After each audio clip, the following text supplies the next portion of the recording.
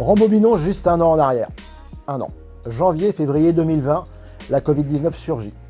Au fur et à mesure que les faits de ces méfaits se vérifient, un mot, puis deux expressions surgissent, très rapidement dans les discours relayés par les médias traditionnels et les réseaux sociaux. Crise, mauvaise gestion de crise et mauvaise communication de crise. La com de crise devient visible et fait son entrée dans notre quotidien, et par là même au cœur des entreprises qui, pour beaucoup d'entre elles, mésestiment cet art très particulier. Et puis pourquoi mauvaise gestion et com de crise d'ailleurs? Parce que, globalement, sans jugement hâtif, personne n'était véritablement préparé à gérer cette pandémie mondiale. L'impact planétaire et la diversité des actions-réactions aux réactions-actions des différents pouvoirs n'ont rien arrangé. De communication hasardeuse en fake news, de fake news en décryptage, de désinformation en information vérifiée, de réseaux sociaux en furie en citoyens perdus dans ce flot d'informations, tous les ingrédients explosifs étaient réunis et le sont d'ailleurs toujours. Si ce sujet crise sanitaire est passionnant, je préfère aujourd'hui ne retenir qu'une première leçon élémentaire. Elle sera valable pour tous les acteurs pour lesquels vous aurez demain œuvré à des postes de responsables digitaux.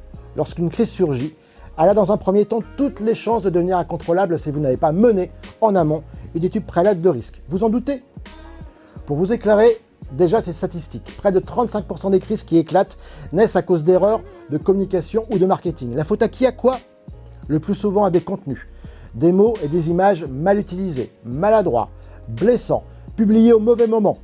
Le choix des contenus, c'est l'autre nerf de la guerre. Chaque mot, chaque image a un sens.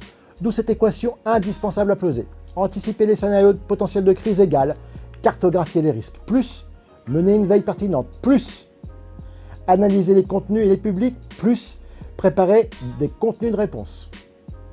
Nous allons voir à travers plusieurs exemples que cette anticipation est indispensable. Parmi eux, deux faits marquants. Deux crashs digitaux.